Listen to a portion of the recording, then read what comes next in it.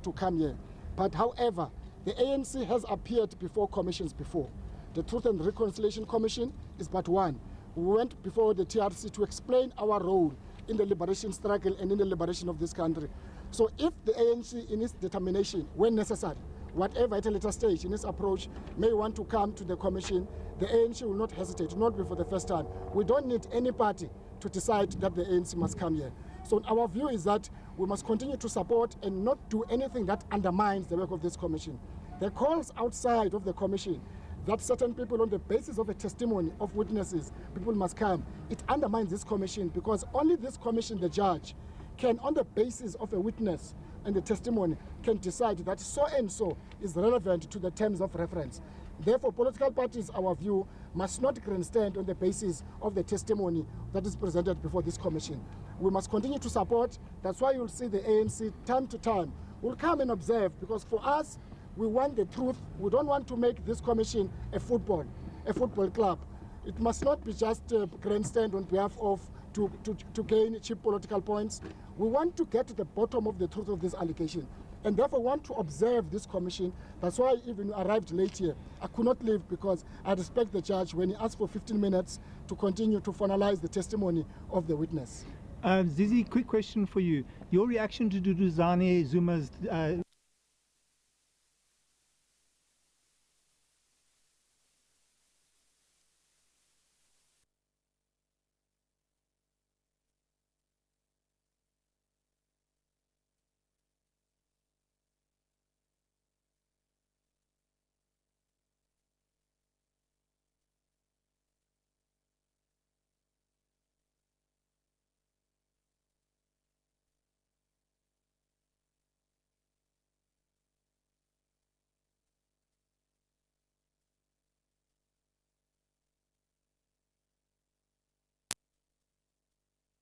been a statement from the ANC in which it distances itself and dismisses the story as blatant lies.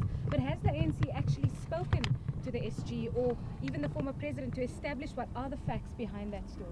We've noted the reports over the weekend about what is called a secret meeting.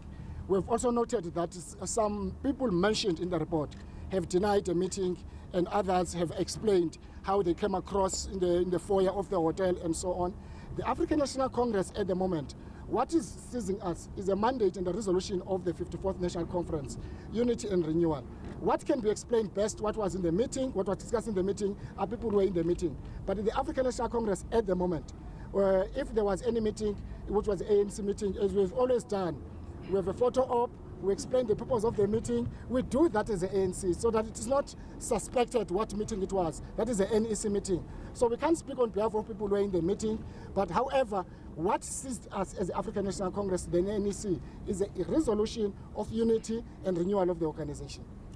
But Zizi, I suppose the question that is not being answered is whether you have interacted with the SG. Have you gotten any response from him about this particular meeting, and what did he say? The point we make is that it's not for us to ask anybody who was in the meeting, what meeting was it? If there's an issue about a plot or there's reports about people who are in the meeting, it's people who are in the meeting who can best explain what was the meeting all about. And I think that is important also for you journalists, that if there is anything you want to know more about a meeting, we can explain as an ANC a meeting, which we're not part of the meeting. But what must also not allow us as the African National Congress is a distraction of the work that we mandated by the 54th Conference, to build unity, making sure that we renew ourselves, we renew the organization. Zizi, they've been called, from the NEC members to investigate actually that particular meeting. I know you're saying that you are seized with unity. They're saying it's divisive, and that's driving the party away from being a united organization. Will the party consider investigating, as some of the NEC members have asked? Well, other members of the ANC, they've got a right to speak sometimes, but they speak in different, which does not help the African National Congress. If there is a need, having understood what is going on, we're following the story as well in the African National Congress. Best maybe to answer the question by Clement. At some point, those who are in the meeting, in the explanation to you about the meeting and the nature of the meeting, maybe, because we can't take an agenda item from the media clips and make an agenda item in the NEC. No. If that issue needs to be attended, it will be attended as and when the story develops. But Zizi, isn't it better to address those now? Because then we're sitting in the same situation as with state capture. You guys had a similar answer when there were first allegations of state capture. should we not, you say the ANC shouldn't you deal with it now? Otherwise we sit like this again. And now people are coming forward when at that time the ANC was saying, oh no, we don't know anything, we don't know anything. No, we make a distinction. That's why if you look at our approach to this commission, we make a distinction between the ANC and individuals who may be members of the ANC. And we deliberately make that distinction because the ANC here is not on trial. We continue to make the point. Even our presence does not explain the fact that the ANC is on trial. It's individuals, by virtue of their membership of the ANC, does not suggest that the ANC is on trial. If the individuals hold meetings somewhere, whatever meetings that they themselves can explain those meetings, not the African National Congress. If it's ANC meetings, we'll explain those meetings. Zizi, you can't want to make that distinction between an individual and a party leader when it suits you. When the guy that used to work for the ANC, who went to court over allegations that he was involved in some Floyd, that issues around cash and heist transit, you didn't make that distinction. You still came out and said we're embarrassed as the party because he still remains an employee of the ANC. So how embarrassed are you that you had senior leaders of the ANC lying about meeting the former president until the picture emerges? And they were denying that all along. These are senior leaders of the ANC. I think the point we would like to make is that people who were in the meeting, they can best explain or deny whether there was a meeting or not. That's a fundamental issue. What was the meeting about? How the meeting came about? Was it a coincidence? The ANC has no responsibility or obligation to explain a meeting which was not an ANC meeting. And I think that is very important. So you're distancing the ANC from the meeting that took place with his former president, ultimately? We don't know if there was a meeting or not. That's the point we make. People who were in the meeting, themselves, they can confirm there was a meeting or no meeting. Zizi, I'll just follow up on my colleague's question. I mean, the allegations in the actual article are quite serious. I mean, to plot to remove a president, not only of a party but of the state, is treasonous. Is there going to be a probe with regards to these allegations? That's the main thing we want to understand. How is the ANC going to address these allegations? I can assure you, I mean, without responding to your question, that nobody, whether inside or outside of the ANC, will succeed to change the outcomes of Nazareth. The outcomes of Nazareth were democratic outcomes.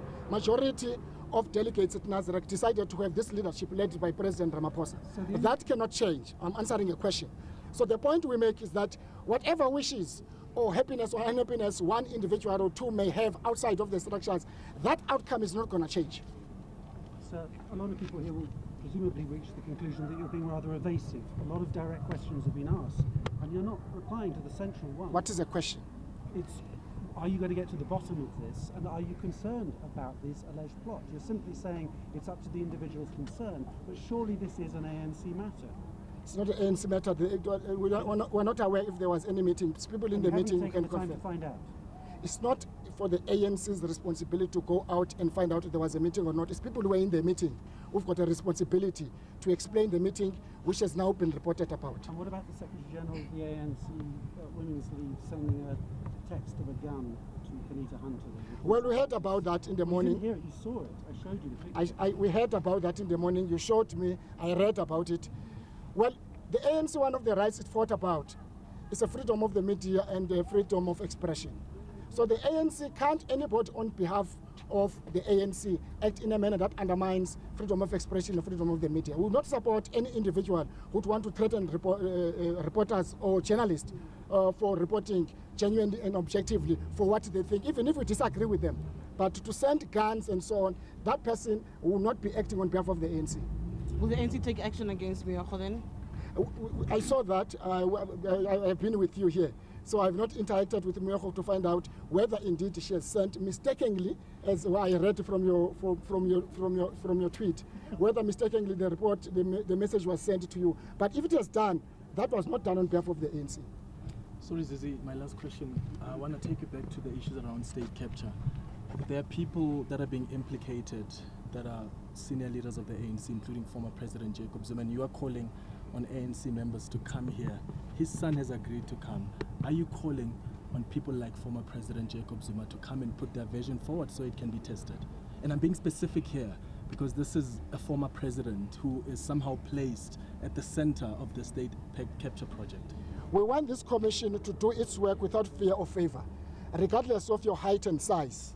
regardless of your position in society or in the organization. Whether you were once a president of a republic or a president or a premier of a province, you must be bold enough, because these allegations are quite serious. We want courageous men and women to come to state their views, not because of themselves, but for the sake of South Africa.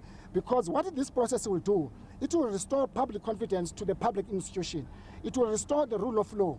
It will restore ethical leadership. So if we're all interested about these things, not about ourselves, but it's about South Africa. Thank you. Sorry, just a final question. So what statement do we take from the ANC? That the ANC is denying that the meeting happened, which was the statement yesterday? Or are we now saying that the ANC is not aware if a meeting happened? Which one is it of the two? The meeting the ANC never convened any meeting which was reported. If that meeting was convened by the ANC, we would have reported about that meeting, that this is our meeting. It's not for us to accept or deny a meeting we are not aware of. It's people who are in the meeting who can explain best what this meeting was about. Is it problematic then that the ANC machinery was used to deny that the meeting took place? What machinery? The ANC comms released a all what I'm saying, if you listen to me, I'm amplifying the question which was raised yesterday and raised by yourselves. That the first thing we must do as communicators of the ANC is not always to protect individuals, but to defend the African National Congress and protect the ANC. The meeting which is being reported about, if the ANC, it was an ANC meeting, would gladly tell you about that meeting. It's best the individuals who are in a meeting to explain what the meeting was about, not the African National Congress. And thank you. Hold on, sorry. The more I speak, the more I confuse you. There's one more actually want to clarify. So there's some who believe that having the SG at a meeting that's not a meeting of the ANC makes him a rogue character. Does the ANC then view that SG as that? No. I think you misunderstand. I think I'm confusing you more. Even being part of a so-called plot makes him a rogue character. Leave the issue about sensation of plots. The issue is that the SG or any leader of the ANC, the fact that I'm meeting you, this is not a secret meeting. I've got a right to meet anybody as a head of the presidency. Equally, the SG has got a right. But if you ask me about a meeting that I attended, I will explain that meeting to you. So in failing to explain the meeting, he's what? I can't speak on behalf of people who allegedly in a meeting which I'm not aware of. Thank you. Good enough. Thank you. Thank you.